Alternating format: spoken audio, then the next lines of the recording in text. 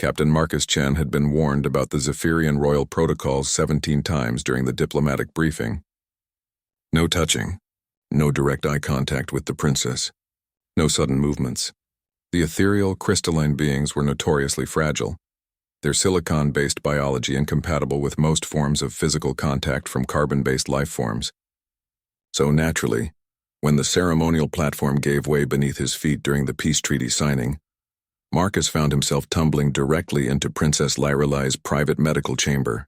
The Zephyrian medical bay fell silent except for the soft humming of biostabilizers. Marcus pushed himself up from the polished floor, his human clumsiness having shattered what he assumed was several thousand credits worth of ceremonial crystal fixtures.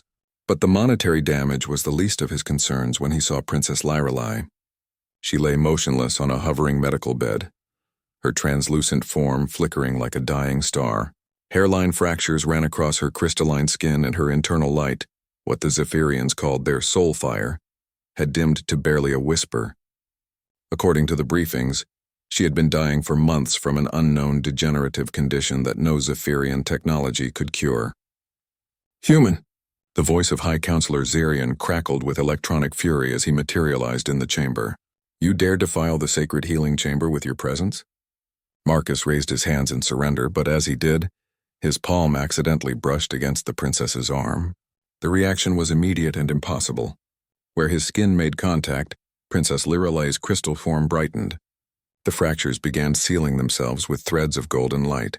Her soul fire, which had been barely visible, suddenly blazed with renewed intensity. Most shocking of all, she drew in a sharp, clear breath, the first she'd taken without mechanical assistance in weeks.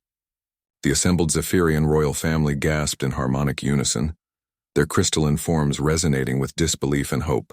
"What sorcery is this?" demanded Queen Mother Astroleth, her voice a symphony of chimes. Marcus stared at his own hand, then at the princess, whose eyes had fluttered open for the first time in days. I don't know. I just touched her." Dr. Kelvin Morrison, the Human Diplomatic Mission's chief medical officer, pushed through the crowd of stunned Zephyrians. His scanner was already active, taking readings that made him pause and recheck his instruments. "Incredible," he muttered. "Marcus, your touch isn't just healing her. It's reversing the molecular degradation at the quantum level." Princess Lyrelai slowly sat up, her form now radiating with healthy luminescence. When she spoke, her voice was like music made of starlight. "The burning is gone. The darkness that consumed my essence. It retreats before your touch, human." High Counselor Zerion's hostility evaporated into wonder. In 3,000 years of Zephyrian history, no cure has been found for crystal fade syndrome. Our greatest scientists, our most advanced technology, our most potent healing crystals, all proved useless. "Because you were looking in the wrong direction," Dr. Morrison said, his medical mind already working through the implications. "Zephyrians are silicon-based crystalline beings. Your biology is essentially living glass, right? But Marcus here, like all humans, carries trace amounts of organic compounds that Zephyrians have never encountered."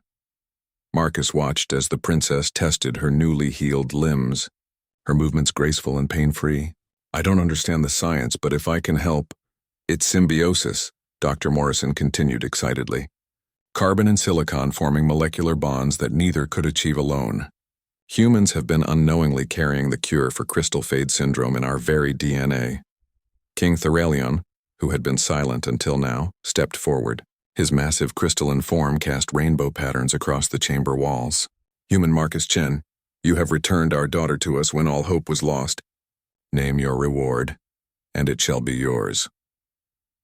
Marcus looked around the chamber, at the advanced technology, the priceless crystals, the beings who commanded resources that could make him wealthy beyond imagination. Then he looked at Princess Lyrelai, who smiled at him with genuine gratitude. "I don't want a reward, Your Majesty. I want a partnership." The king tilted his crystalline head. "Explain. How many Zephyrians suffer from crystal fade syndrome throughout your empire?" "Thousands," Princess Lyrelai answered softly. "It has claimed entire bloodlines." Marcus turned to Dr. Morrison. "Doc, how long would it take to synthesize the healing compound from human DNA? To create a treatment that doesn't require direct contact, with Zephyrian biotechnology assisting?" "Months, maybe weeks." Marcus faced the royal family again. Then let's make this peace treaty mean something more than just trade agreements. Let humanity and the Zephyrian Empire work together to cure your people, not for payment, not for glory, because it's the right thing to do. Princess Lyrelay rose from her medical bed, her form now blazing with health and vitality. And because, dear human, your species has just proven that sometimes the greatest discoveries come not from grand designs, but from simple accidents between friends. High Counselor Zarian's electronic voice carried a note of amazement. The humans truly are remarkable. They stumble into our most sacred chamber, break our most precious artifacts, violate our strictest protocols, and accidentally save our dying princess. King Thoralian's laughter resonated like crystal bells. Perhaps that is precisely why they succeeded where we failed. They were not bound by our limitations, our preconceptions, or our fears. As the Zephyrian medical staff began documenting the miraculous healing, Marcus found himself at the center of something far greater than a diplomatic mission. Humanity had just proven once again that their greatest strength wasn't their technology or their weapons. It was their willingness to reach out, to touch, to help, even when they didn't fully understand the consequences. Sometimes the most profound discoveries came from the most human of traits: curiosity, compassion, and the occasional happy accident. The treaty that was signed that day became known throughout the galaxy as the Healing Accord, the beginning of an alliance that would see human medical volunteers working alongside Zephyrian scientists to cure crystal fade syndrome forever. And it all started because Marcus Chen tripped over his own feet.